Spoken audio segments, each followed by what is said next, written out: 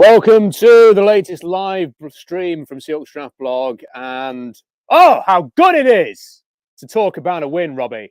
Even better to talk about a win against the San Francisco 49ers. Oh, hang on. I'm getting information from the North Pole, Robbie. Here it is.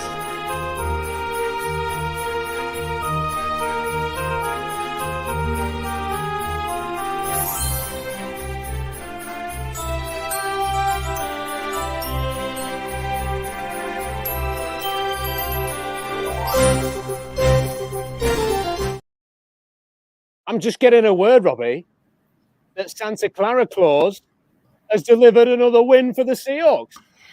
And I'm looking on Twitter and everyone's going, oh, the Seahawks are 16-4 against the Niners in the last 20, or they're 15-2 in the last 17.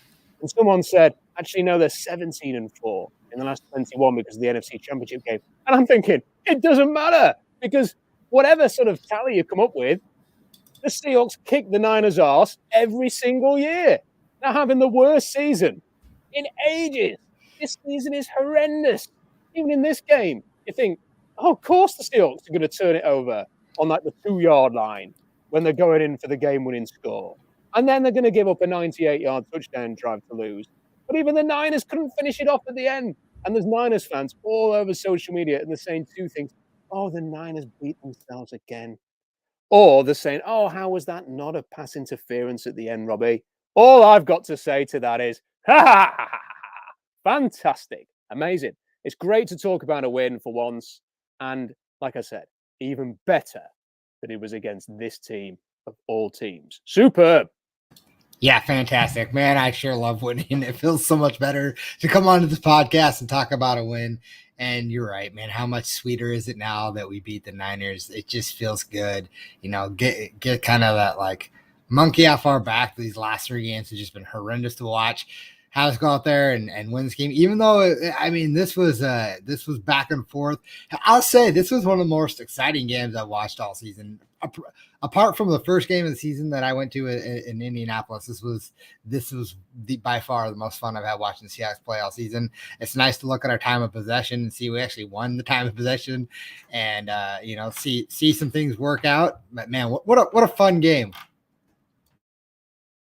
Yeah, a fun game, Robbie, that I didn't see very much of because for the second week out of 3, I've been working for the national radio over here. So I'm in the little studio room again. And I was watching the Steelers play the Ravens. And I only had a half an eye on this one. But that half an eye became a full eye for the final play on 4th down when I saw that ball tipped up in the air. Just amazing. And I'd have no idea, really, Robbie, the flow of the game. I've seen all of the little highlights on Red Zone. I've kept half an eye on it. I've seen it felt like a strange game based on what I did see. Stuff like, forcing a fumble off the kickoff in the second half. You then go and turn the ball over. I'm sure there was another turnover after that. I mean, it just felt like, Gerald Everett has had one of the worst games ever by the looks of things with 3 turnovers and could easily have cost them a game. I saw a statistic saying the Seahawks, I think, are the first team ever to turn the ball over twice inside the 5-yard line of the opponent and win a game. So just nuts. The kind of win, actually, that has been synonymous with the Carroll era, just one that you find it hard to explain. I'm here to talk about it without actually having seen it. You paint a bit more of a picture for me, Robbie, as to what actually happened here, and then we can get into sort of general topics. We can talk about enjoyment of seeing the Niners lose. And also, if you have a super chat, we already have one of those from Darth Soldier, big supporter of the channel. I really enjoyed the win, especially because it was against the 49ers.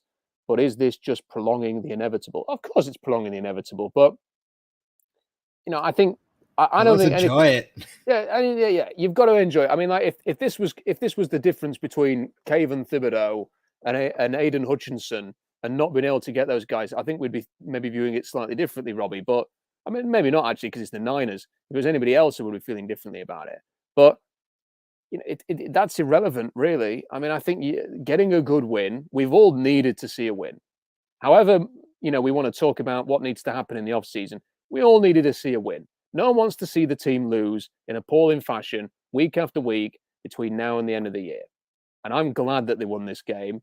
I'm going to celebrate this win whilst also acknowledging that major change is required. And I think we need to talk a little bit about that. It's been 2 weeks. We didn't do one last week, Robbie, because I decided not to stay up. This is a very rare thing for me not to stay up and watch a Monday night football game involving the Seahawks.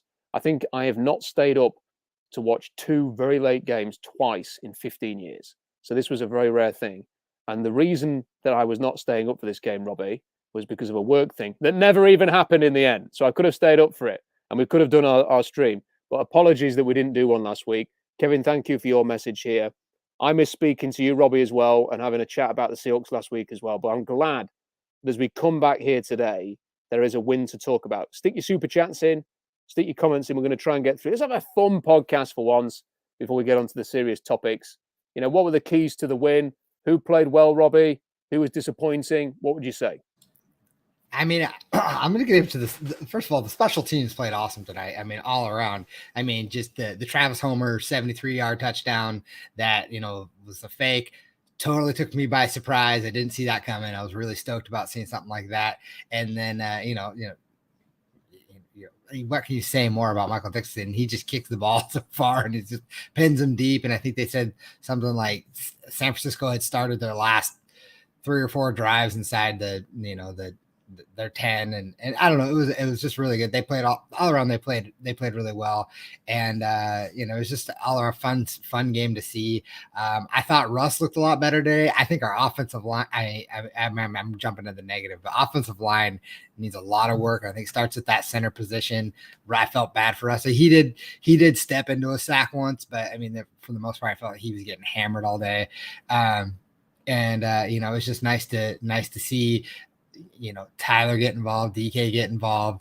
Gerald Everett had a really, really bad day. If he fumbled twice, it would have been another touchdown if he didn't just drop it in the end zone and then try to catch it again. And then the third time he kicked it and it went straight up in the air for the guy to intercept it. I mean, it was a touchdown. It was in the end zone.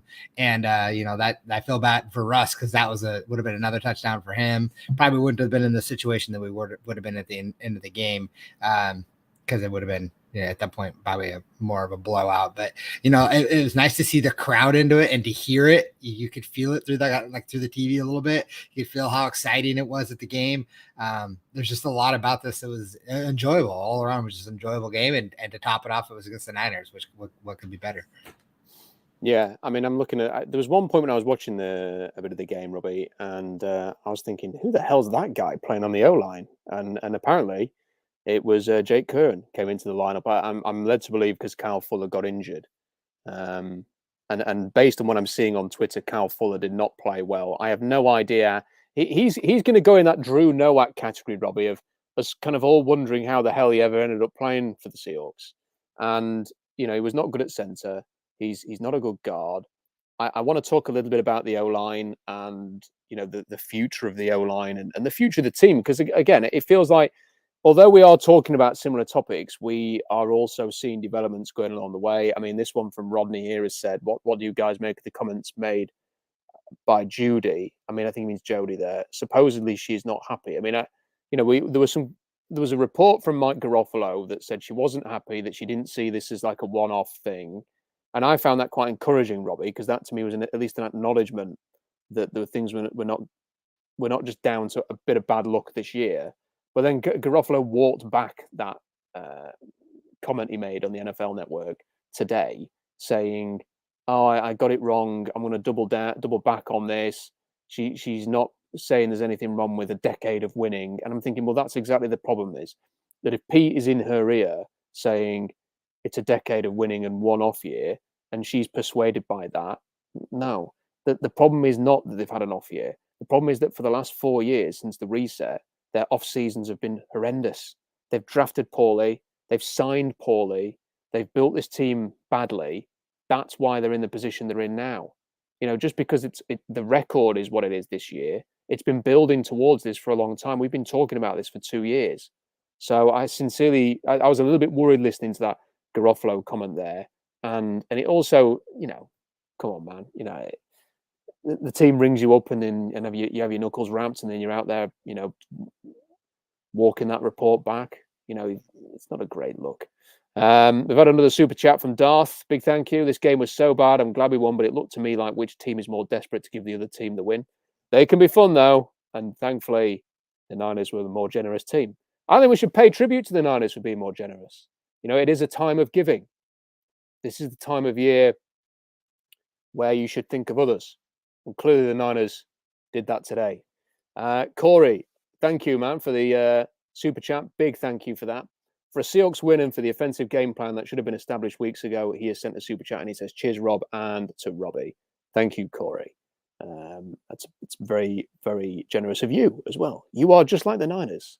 You are giving rather than receiving at this point. Although the Niners have been receiving for about 10 years since the Seahawks drafted Russell Wilson, if we're honest, Robbie. I think one of the, again, I was just about to say something, having not seen the game, Robbie. So it's one of those comments where you can tell me if I'm wrong here. I think the best thing for me was to see Russell Wilson in anything remotely like Russell Wilson again. And I imagine this, if I had to guess, that this wasn't Wilson at his absolute best, but it was more like him, if that makes sense. Looking at the numbers, the interception is not his fault. It's like you say, it's Gerald Everett's fault. There were some nice throws. I think I saw one that he missed to DK Metcalf, which was, you typically expect him to complete that. But overall, I saw some good throws, saw some good plays. His statistics are good. His completion percentage is good. This, to me, was the big positive, is that Russell Wilson is getting back to something that is like Russell Wilson. And to be honest, Robbie, I've been a bit disappointed with the way that certain people have reacted to the whole Wilson situation over the last few weeks. I don't think there's been a great deal of loyalty here. And I'm not saying that anybody should have not called a spade, as we say over here in Yorkshire. Clearly, he was playing terribly, badly. He was awful. And you can't put it in any other terms. He was dreadful. But at the same time, he has just had a very serious finger injury. I think he came back too early, Robbie. As soon as he was able to play, perhaps shouldn't have been, well, you get straight back into the lineup. And I think it's probably around this time that the finger is getting a little, either he's getting used to playing with the finger as it is, or it's continuing to heal and it's getting better. And maybe his accuracy is improving. I cannot imagine gripping a football with essentially no use of your finger, or that your finger has been badly injured and you're compensating for the rest of that. That's going to throw off your mechanics completely in terms of throwing. So I think that maybe that bit of perspective has been lost a little bit as he's been playing really, really badly over the last few weeks. And I'm looking at his statistics, and whatever you think about the future of the Seahawks, there is no scenario where Wilson playing badly for the last month of the season that is a good thing, Robbie.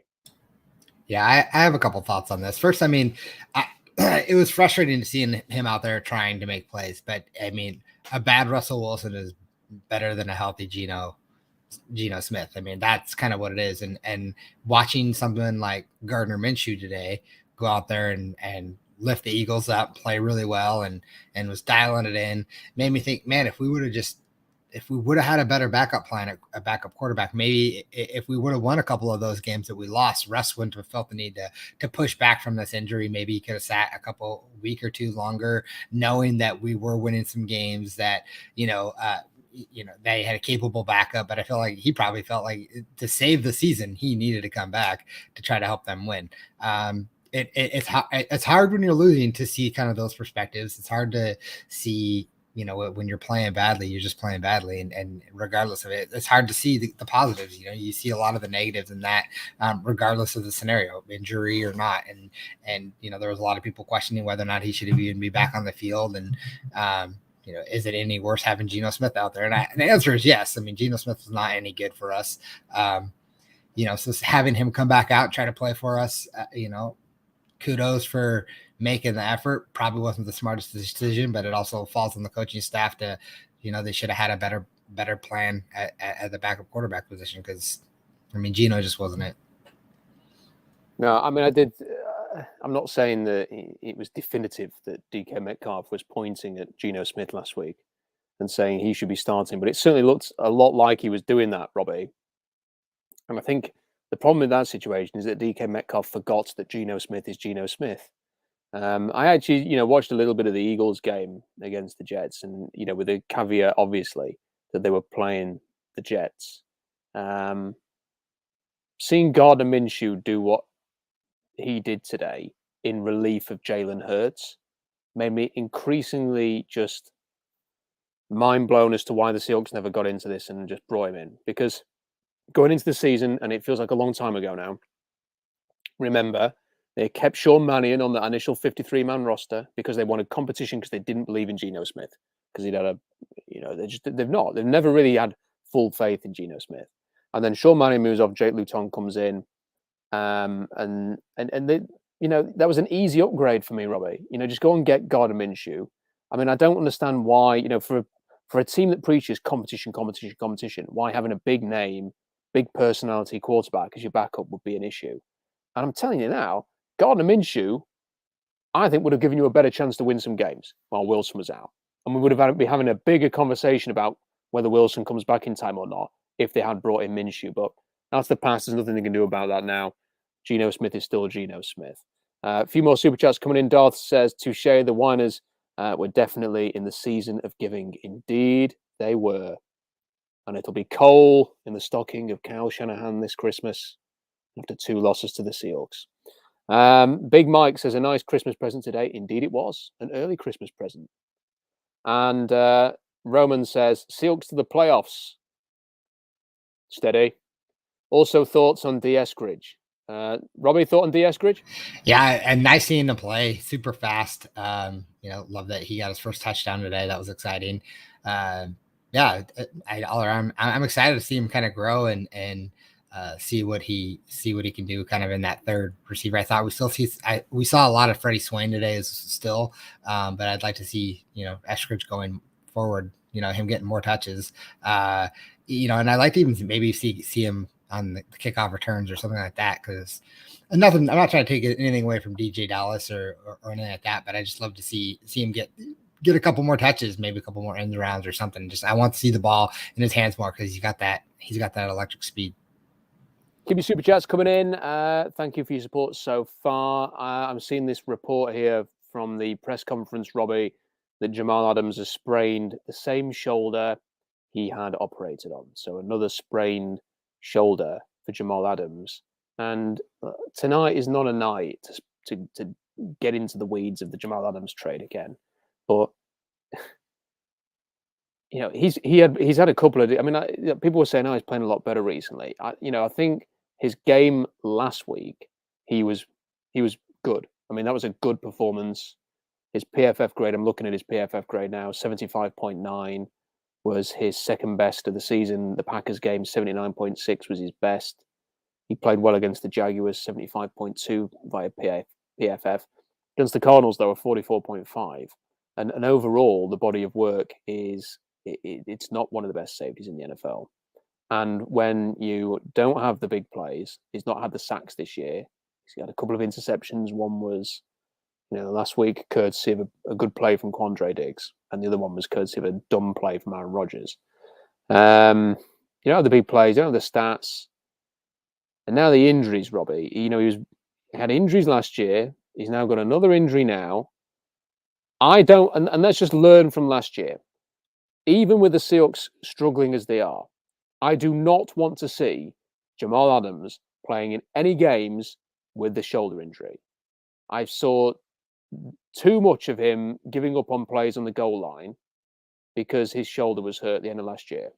Let's not do that again. I don't want to see him playing hurt, Robbie. It's time to just trust Ryan Neal and get on with it. Do not play Jamal Adams with a shoulder injury. Yeah, all I'm gonna say on this is I agree, and I'm gonna move on because I don't even want to talk about it. I really don't. I want to bring up another thing that you mentioned. Quandre Diggs. He had a hell of a game tonight. I thought he played really, really well. He was flying all over the place. He had another interception. Granted, it was gift wrapped. It was a gift. They gift wrapped. They put a bow on it, gave it to him, and said, "Here's the football," and he took it and ran with it. It was in what you said there. They were in a giving mood. So they gave Diggs the interception. But here's the thing. He played great. He was hard hitting all over the field. Played fantastic. Hell of a game by Quandre Diggs. Yeah. He's had a good season, Robbie. Yeah. And what I saw today, every time I looked up, it seemed like Quandre Diggs was doing something. But here's the thing. He's going to be playing somewhere else next year, all likelihood, because they're paying Jamal Adams $17.5 million. You know? How much are you paying for your safeties? You've already committed $17.5 million to Jamal Adams. How much are you going to pay Quandre Diggs off a great season to stay on this team? You know, the only thing you can hope for is that he has a colder than expected market. Look, there are some good safeties in this draft class. There are some good safeties. So that might play in Seattle's favor. But they're not going to be able to compete for that, because how much can you actually spend on a safety when you've got a gaping hole at left tackle because Dwayne Brown's out of contract, Brandon Shell's out of contract, so your right tackle's not there. What's your future at centre going to be? What are your pass rushes going to be? You know, like, you see what I mean? Like, cornerback's going to be a position of question because Trey Brown's out for a long time. Is he going to be ready for next season? You know, these are the things. DJ Reed's a free agent. You know, these are the things you kind of have to think of. And yes, they've got cap money, but not as much as they should have. And how much do you actually want to pay at safety? And Quandre Diggs should be somebody, Robbie, who they're tying down because he's playing his arse off. And he's one of their best trades in the Carroll era because they got him for, what, a 5th round pick or a 6th round pick or something like that. Yeah. An inspired move. But they're probably not going to be able to keep him because of this dumb Jamal Adams trade and then paying him and double down on it. So there we go. This one from, I don't even know what the nickname is there. Wegner Troy? It's not a nickname. I think that's just his name. It's just second name first. Williams Robbie. Love your articles on the Hawks, Rob. Best on the net. I'm still so pissed about Everett's game. He's been responsible for so many turnovers. Just awful. Yeah. It's a shame as well because he's been playing well. He's been one of the few bright spots, but this was a nightmare. And if they'd have lost that game, I don't know if I'd have been able to forgive him, Robbie, frankly. I don't think there's any kind of performance that would have made up for that if they'd have lost that game after all of that. So no, not against the Niners. He'll breathe a sigh of relief. But look, just draw a line under it. Gerald, get out there, perform next week. Roman is on again. Rob, who's the best quarterback in this year's draft class? Well, I'm glad you asked, Roman. Carson Strong is the best quarterback in this draft class, I think. But then I say that with the caveat that he has a very serious knee injury. And listening to people talking about it, and Tony Pauline is my go-to draft insider, and he was talking about this on a podcast last week, Robbie. They think he might have to have cavernous knee surgery, which would rule him out for his entire rookie season. Or it's a bone-on-bone injury, which means that he will have his career shortened as a consequence of that. Or it's nothing, and maybe it isn't nothing, but he wears a big, chunky brace and he can't move in the pocket. But I think he is the best, most talented passer in this class. So I would say him. Kenny Pickett's good, and people will be watching him yesterday and thinking that fake slide, everyone will have seen that on Twitter, that he ran for a 58-yard touchdown. That was pretty epic, I'll be honest. I enjoyed that. I enjoy watching Kenny Pickett play. He's a fun player to watch. I think he's the number 2 quarterback. The problem is, Robbie, is that he has tiny hands like a T-Rex. Like it's not that the T-Rex has tiny hands; it has tiny arms. Yeah. So I've got completely made it's an absolute mare of a comparison there. He does not have T-Rex arms. He has the hands of a small child. He has 8.25-inch hands, which are tiny hands. He probably can't even cup a beer. His hands are so small. He probably has to have a bottle, because if he came to Britain and had a pint, he'd probably drop it because his hands are so small. But and he wears gloves. If you watch him play, he wears gloves every week. And I wondered why he did that. And I think it's to grip the football because his hands are so small. So that's something to keep an eye on. And then you've got, for me, Desmond Ridder, who I thought was fantastic yesterday for Cincinnati. And he is somebody that I am putting a big ring round from a Seattle point of view, because I don't think he's going to go as early as maybe Pickett and Strong and Matt Corral, who I'm still undecided on. But I think he is a very good player, Desmond Ridder, and somebody worth watching. So that is my review. For people, if you want more draft stuff, just a heads up that this week, all being well, and this will be dependent on work stuff again, I'm going to produce a big post this week, a big article, which is breaking down who I think is a top 10 pick, who I think is a first round pick, who I think is top 40, who I think is second round, and who I think is third round. And there's nearly 100 players that are going to be on this list. So big piece coming. Stay tuned for that. Because, of course, the draft is becoming very interesting, Robbie. And I know we're kind of moving away from the game. And maybe I'll come back to this and ask you for any final thoughts on the game. But I want to ask you a little bit about the latest on the Wilson situation and how you see it going. Because I think it's kind of trending one way now. And I don't think we've discussed this yet. But have you got any final thoughts on this great win? This fantastic win against the Niners before we move on. Well, I will say, Maverick Consulting Group just posted that Stone and Kieran just played great tonight, or played legit, and I actually agree with that. I think once they came in, they seemed to play. The line seemed to play a little bit better. For me, again, it starts at that center position. I think it's just a train wreck, an absolute train wreck. They totally missed the mark this offseason on the center position. But yeah, I think we might have something in those guys. I mean, I'm not saying they're our future left tackle or anything like that, but I think we have something there, at least something to be excited about. So, well, maybe that should bring us. Let's talk about the O-line before we talk about the Wilson latest. I think when I look at this draft, Robbie, I've done a lot of work on the draft now. I kind of understand. I think I understand sort of the first two rounds quite well now. And I've kind of forced myself to watch this. And the O-line, for me, if they ended up trading Russell Wilson, is probably the area that you should focus on in this draft class. Now, I'll change that opinion, Robbie, if one of Thibodeau or Hutchinson are there when the Seahawks are picking. In fact, do you know what? We're doing this in reverse, because I'm talking about a scenario where the Seahawks have high picks because they've traded Wilson before we even talk about trading Wilson. So I'm just going to say it. I think that everything is trending, Robbie, towards him being gone. Everything. It's moving in that direction completely. Now, I still think Pete Carroll will go at the end of the season. I know he said he wasn't going to, and I know what's been, Garoppolo was saying the other day. I still think that trading Russell Wilson and then going into, head first into what would be an enormous rebuild, even bigger than the 2017 reset, is not something that Carroll's going to do.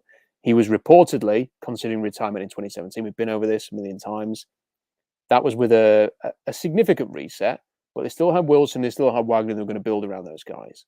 If you are trading Russell Wilson, this is a ground zero rebuild. This is a complete draw line under it and start again. And for me, I don't think you can justify in any shape or form paying Bobby Wagner $20 million either. So the two guys that you were building around in 2018 are gone. You've got a decision to make on DK Metcalf and whether you want to pay him. Now, the receiver market is nuts, Robbie, now. You'll be paying him at least $20 million a year. Probably more. Maybe even closer to 30, given DeAndre Hopkins' contract is worth about $28 million. So you've got a decision to make there. And apart from that, you really haven't got anybody to build around, I'm afraid. If you want to say Jamal Adams, anybody, no. You're not building around Jamal Adams. He's just a player who's going to be on the Seahawks for 2 or 3 years, and then he's going to move on. That's probably what's going to happen. So it's a massive, massive rebuild. So I don't think Carroll is going to do that because, he wouldn't see the fruits of this rebuild, Robbie, until the end of this contract that he's just signed. And even then, if it takes them 3 years to find a quarterback like it did when he came in the first time, are we really then saying that age 75, let's say, he's then going to sort of take on the NFL? I mean, I just can't see it. It just doesn't seem very realistic to me. And I think he's done a lot of contemplating and thinking in his interviews this year. And he's done things that he's never done before. And to me, it was all indicative of a man who probably is thinking, do you know what, it's time. But I also think that Russell Wilson he's going to go. It's not what I personally want to do. I've written what I personally would do, Robbie. I want to ask you about something that I wrote about the other day that we've not had a chance to talk about. But I think Wilson will move on. I think it's probably going to be to one of the Eagles, the Giants, the Saints, or the Broncos. I think that's where he'll end up going. And then the Seahawks will be left, in my opinion, I think, with John Schneider as the GM. I think ownership will lean on him to get a new head coach, and he will launch the rebuild. And then the question will be, does John Schneider go and get Nathaniel Hackett from Green Bay, the offensive coordinator there, to be their head coach? And does he then go and try and trade for Aaron Rodgers? Or does he take the picks, sees this as a long-term thing, says to Jody Allen, I need 3 years to find a QB, and I won't find one this year, build up the roster, try and get a young quarterback in the building, possibly he's training to the Giants or the Eagles from those teams, and take a slower approach to this, Robbie, which means sort of 2 or 3 years of very interesting draft talk on Seahawks Draft Blog, but maybe not many wins. That's how I kind of see this situation. How are you seeing it? Yeah, so I mean, I'm trending more towards that Wilson's gone. I feel like that's kind of been the writing on the wall the last couple of weeks. I think I said in one of the games, I was like, I felt like maybe he was making business decisions or something, which is probably not fair to say, but at the time, that's kind of how I felt. And I think you're kind of right. I mean, Carroll's probably going to leave after the end of the season. I don't know if John stays, to be honest with you. Maybe they'll give him an opportunity to take the keys, but at the same time, I don't know how much his draft is versus Pete's idea of who they draft or whatever, but it hasn't been great. So I don't think that I don't think he's going to stay either. I think if all three go, bring in a new GM, bring in a new coach, just start from scratch and go from there. The only way, and this is maybe what you're wanting to talk about, the only way I see Russ staying, this is the only scenario that I see it being a realistic possibility, is if the Saints let Sean Payton walk and Sean Payton becomes the next head coach of the Seattle Seahawks. That is the only way I think Russ would be like, okay, I'll stay. And then I don't think that's going to happen. Well, it's interesting that Joe Brady's been fired today. This is a guy interesting. At the start of the year, we were talking about, wow, maybe he'd be a potential head coach. That ain't happening now. I mean, You don't go from being fired as the Panthers offensive coordinator to a head coach. Yeah. But I still think that Brady has shown enough from LSU and in his spell at Carolina, which, let's not forget, was, here you go, Joe. You get Teddy Bridgewater in year 1. You get Sam Darnold in year 2, and then he's going to get injured, and we're going to give you, I think, was it PJ Walker, and then what is ever left of Cam Newton. And by the way, you don't get Christian McCaffrey for either of your 2 seasons. And by the way, the O-line's crap. So that's not really conducive with success. So I wouldn't write him off. I mean, but not as a head coach, not as the head coach in Seattle. So what I wrote about recently, Robbie, I wrote about the prospects of Seattle going after Sean Payton. And before anybody sort of rolls their eyes or goes, oh, that's not going to happen, I appreciate that it's unlikely. But I will say that over the years, Robbie, there has been a constant stream of rumor about Sean Payton being traded, whether it was to the Dallas Cowboys or the Rams. I can't remember the other team that he was linked with, but there was another team that he was linked with as well in a trade. So it was Indianapolis. He was linked with the Indianapolis Colts in a trade there. And on both occasions, with the Colts and with the Rams, the Saints admitted that they'd had talks about trading Sean Payton. I get the impression that the Saints GM is willing to sort of part with Sean Payton for whatever reason. Maybe they don't get on that great. Maybe the GM wants some control that he doesn't otherwise have. I don't know. And then the other thing from Payton's perspective is, how do the Saints get a quarterback in the offseason, Robbie? What are their options? Because it's not a good draft class. They don't have multiple first-round picks like the Giants, the Eagles, the Dolphins.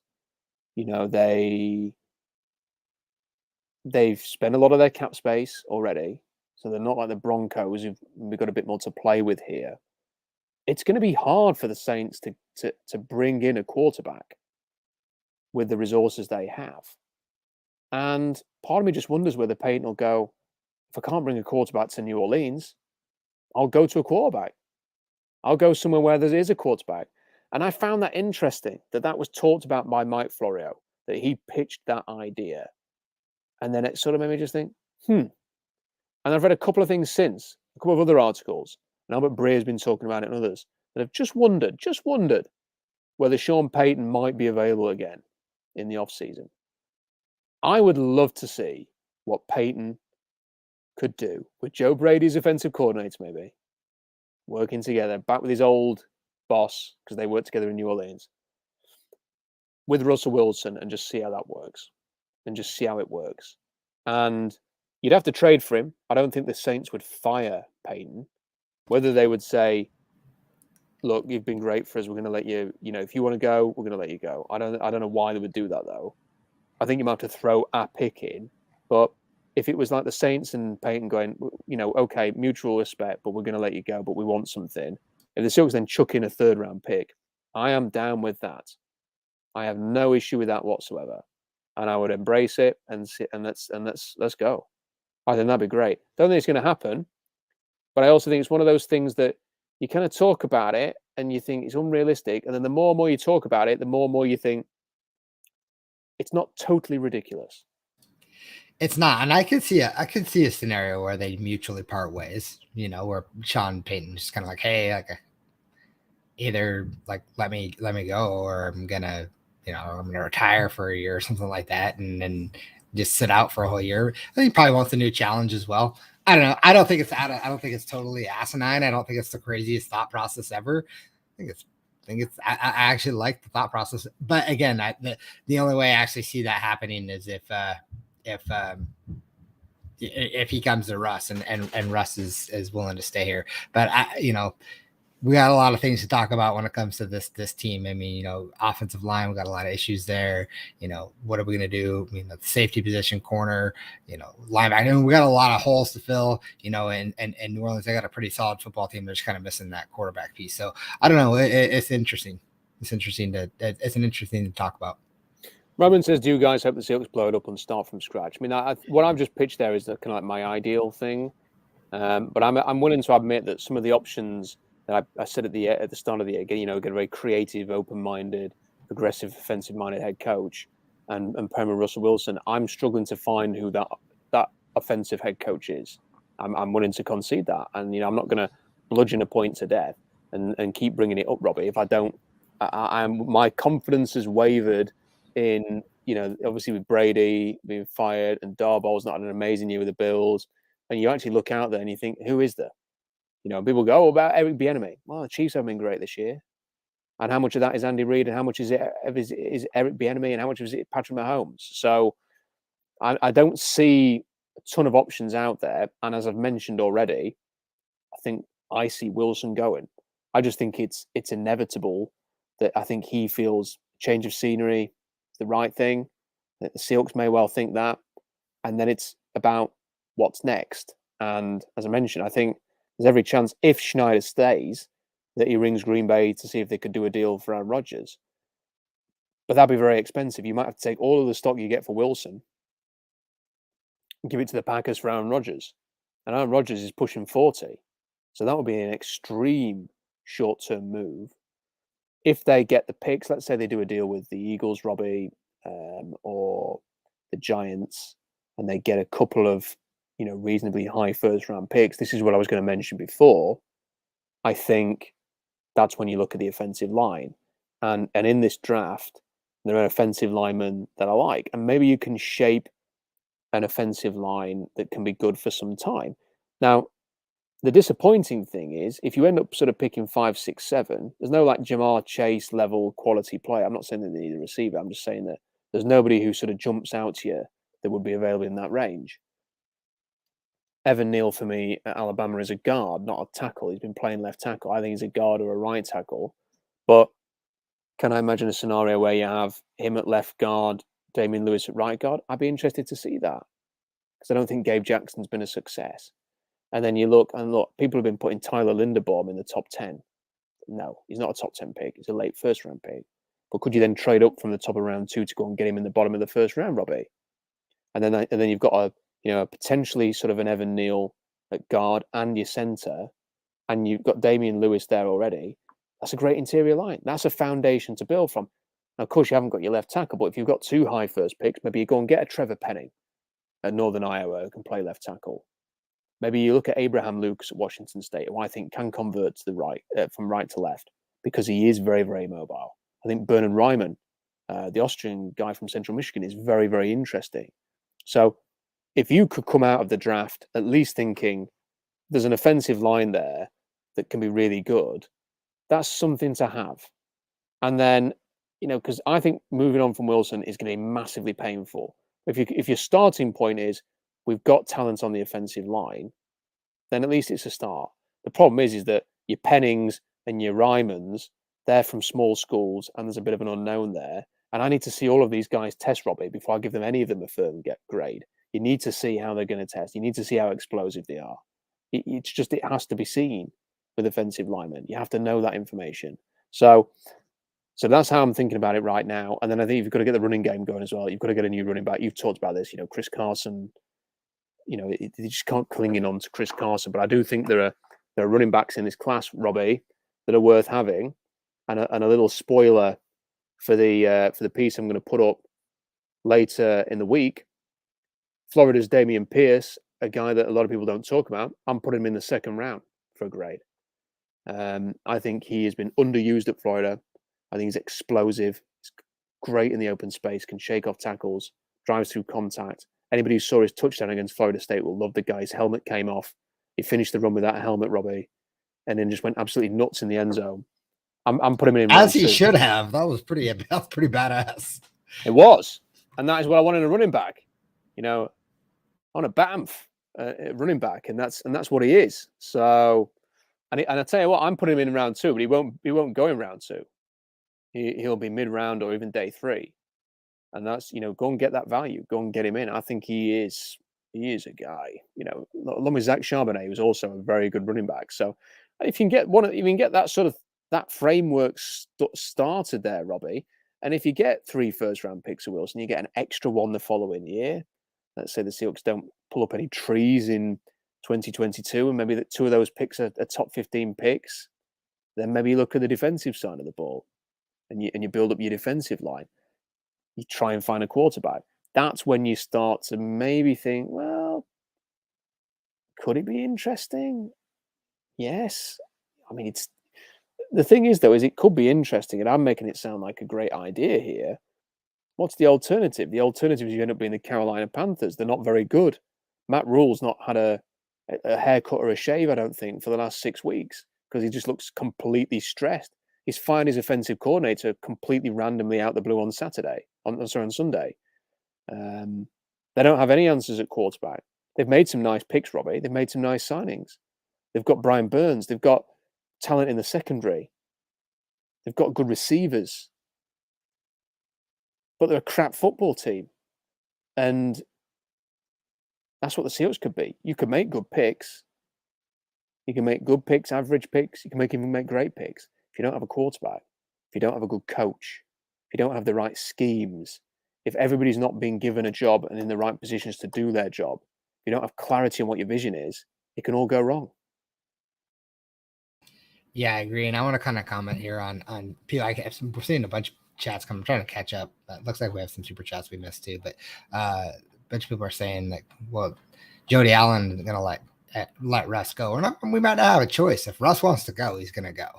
He's going to say, like, I want out. If he doesn't want to play for us, he doesn't want to play for us. I think that's kind of what we're talking about. I think what the scenario is not that we want Russ to go. I think the scenario is that Russ will probably ask for his way out. The scenario is definitely not, please let me stay, and Jody Allen going, no. Yeah. Out. Yeah. Go to Philadelphia. That is not the scenario. Yeah. I think we're just kind of brainstorming here on what's realistic and what could happen. And if it does happen, we should probably be prepared and what's available, what can we do? I mean, I don't know. I think that's kind of all we're talking about. I bet you want to go to this one here. We'll get to the super chats first, but yeah, I will just a final point on this, Robbie, is that what I may well want, what I talked about earlier, the Seahawks to be bold, go and get Sean Payton and build with Russell Wilson. That's what I want, okay? But this is not going to be a stream or a podcast where you or I just tell everybody what we want over and over again and never discuss anything else. And we're going to be open-minded. We're going to talk about all of the different scenarios, and we're going to debate through it, because that's how you have good conversation.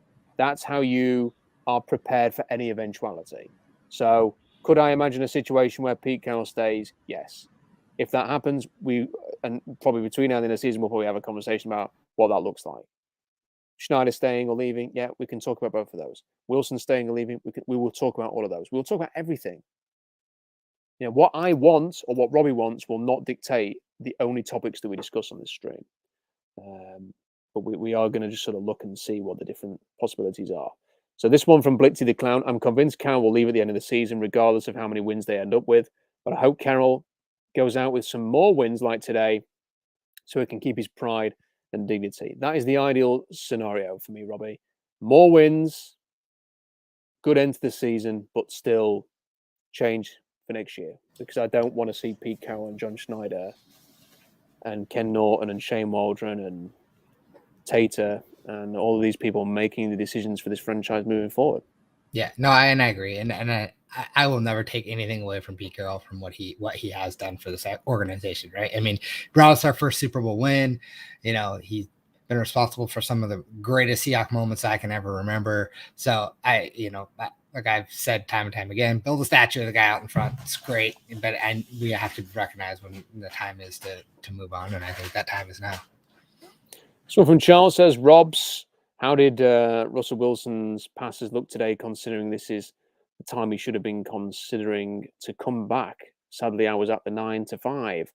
As was I, Charles. I cannot answer this because I was working too on the Steelers-Ravens game, but Robbie was there. So yeah, we talked about it a bit, Robbie, but would you want to answer the question again? I mean, he was 30 for 37 passing. He looked great tonight, I thought. And I mean, there was a couple things that weren't his fault. The Gerald Everett pass that was an interception was all on Gerald Everett. That should have been a touchdown. And I think, he played well. I didn't see any like duck throws or anything like that. I think, there was one that was a kind of they did the trick play, sent DK around on an end around and handed it off to him. And then DK threw it back to Russ and kind of looked like I was going to get blown up. And he sidestepped and threw a great deep ball to a double covered Tyler Lockett, but yeah, Tyler still had it in his hands. That was a catch that you would assume Tyler would have made. That was another drop ball. I mean, Russ, I think overall he played really well tonight. Good to hear. I mean, and again, as we said earlier, Robbie, whatever your preference is, whether it's to trade Russell Wilson or keep him, Russell Wilson playing well is the best thing for both of those situations. So good to see. And and likewise, if Wilson's going to leave, there was the comment there whether if Carroll leaves, let him leave on a high. Same for Russell Wilson. If he's going to leave in the offseason, let him leave on a high. Charles has sent another one in. My pipe dream is Jim Harbaugh coaching here, but the Sean Payton thing is very interesting. Jim Harbaugh. That would be interesting. I don't know how much I agree with that one there, but yeah. He's a zany character, is old Jim. Roman says, how is Miners for Broncos playing? Is he playing? I mean, I don't think he's playing that well according to PFF, but I'm not sure. Also, was it a big mistake passing on the Chiefs center for D. Eskridge? I mean, I'm not going to... You could say yes, and you're nodding, Robbie. I liked D. Eskridge. I had no problems with the pick. At the same time, I wanted to see them draft a center. I thought they were in the sweet spot for a center. And, I think D. Eskridge has got the potential to be whatever he wants. I think he's got the potential to be a fantastic player. But for the Seahawks who want to run the football and want to play the brand of football they want to play, was a second-round pick on a receiver when you already had invested in DK Metcalf and Tyler Lockett and Gerald Everett and whatever. Was that the best use of resources? Probably not. And we can say that with even more emphasis now, given Eskridge has missed so much time and has just been a non-factor as a rookie. Yeah, I mean, I was clamoring all offseason what the hell are they going to do at the center position? Something I was really wanting them to focus on. And I was the same way. I liked D. Eskridge. I have no problem with him, and I hope he turns out to be a total stud. But my thought process at the time when we drafted him was like, okay, this is a way to keep Russ happy, right? Give him more weapons. But I think Russ would also be happy after like a game like tonight where he just got lit up a lot, having a center position that can direct and help the O-line would be, significant. And, you gotta stop Aaron O'Donnell at some point. And, that guy's coming right down the middle most of the time. So, yes, I think, looking back, I'd rather they would have probably drafted, a center or at least addressed the center position. I don't mind the D. Eskridge pick as long as they would have done something different at the center position. We've got another super chat here from Mike. It's a strange win today. It was interesting. Thanks again, Rob and Robbie, for the smartest Seahawks content anywhere. Mike, thank you for your support. It is much appreciated. Thank and you, for Mike. those kind words.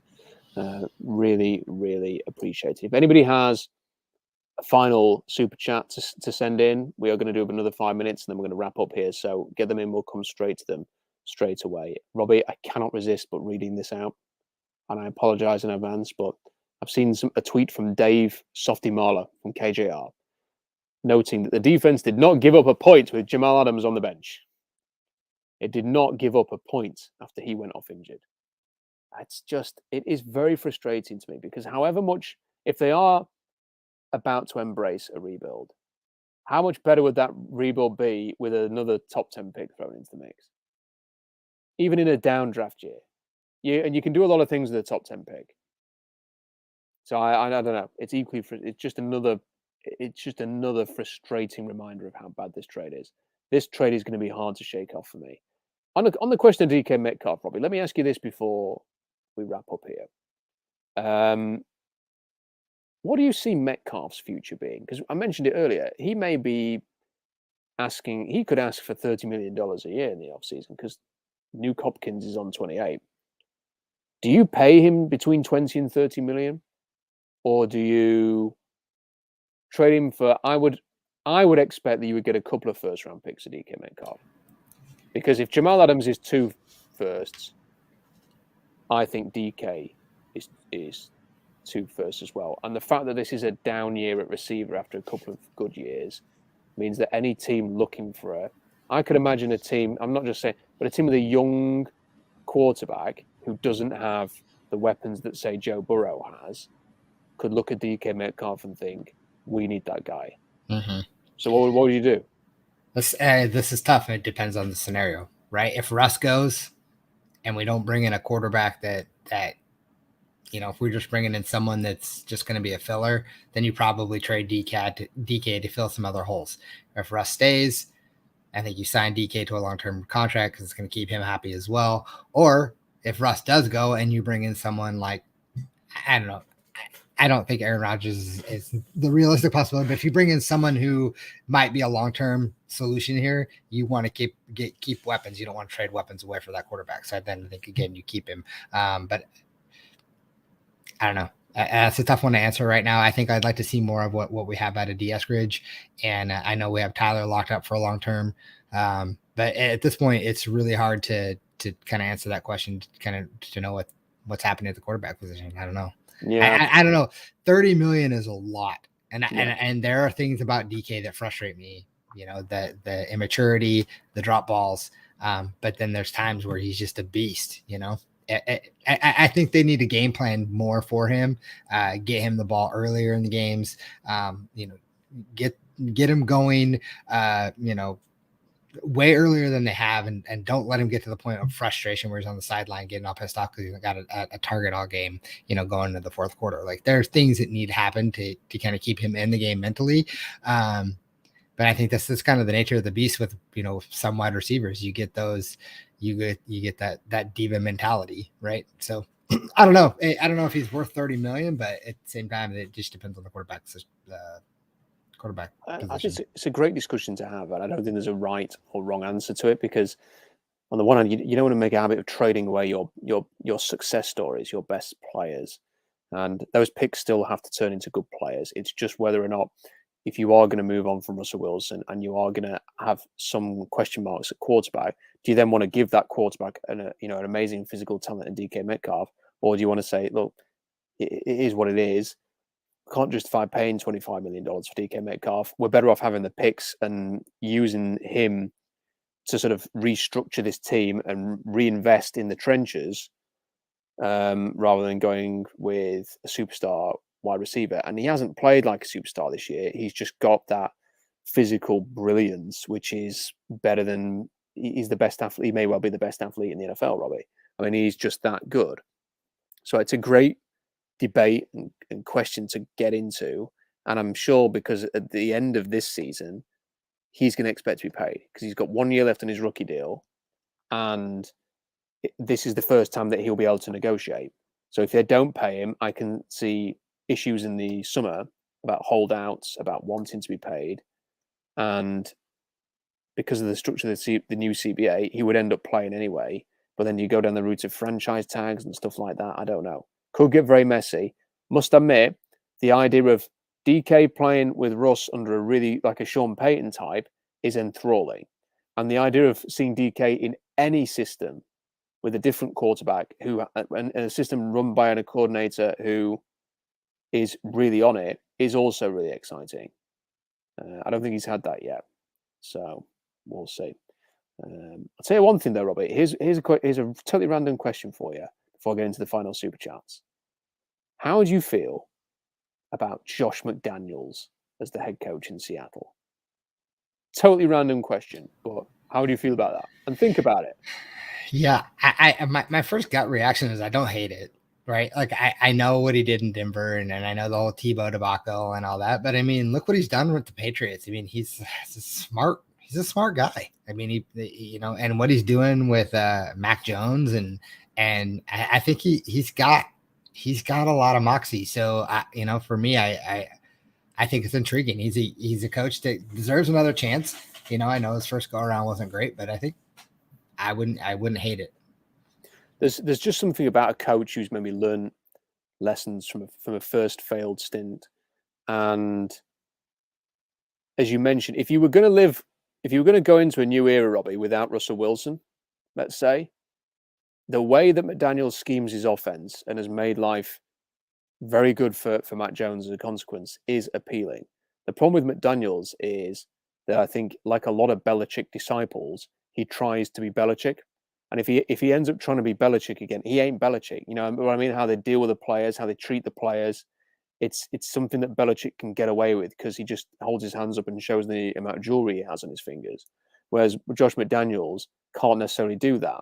So, but I'm intrigued by it. He isn't mentioned anymore because he's turned down so many jobs over the years. He reneged on going to the Colts. People kind of just have ignored him. But the job as a coordinator, he may be the most successful coordinator in the NFL this year. And I think if you are talking about what the future looks like, it'd be remiss of the Seahawks not to at least consider him, given what he's achieved with Mac Jones. Just wanted to throw that out there. This from the curly hair Messiah. I feel like we picked Eskridge just to keep him away from the Rams. I think that's a good point. I think you're probably right with that. We picked him, not the only reason, but I think they understood. They wanted a quick receiver, and so did LA, and they thought that LA would take Eskridge. That's why they didn't trade down. So I think that's what it was. Yeah. And we picked him over the number one center in the league. Russ needs protection. He does. Darth, big thank you. Love the podcast. Look forward to every week. We look forward to chatting to each other and to getting into it with you guys as well. Charles says, here's a super chat for Robbie's dog.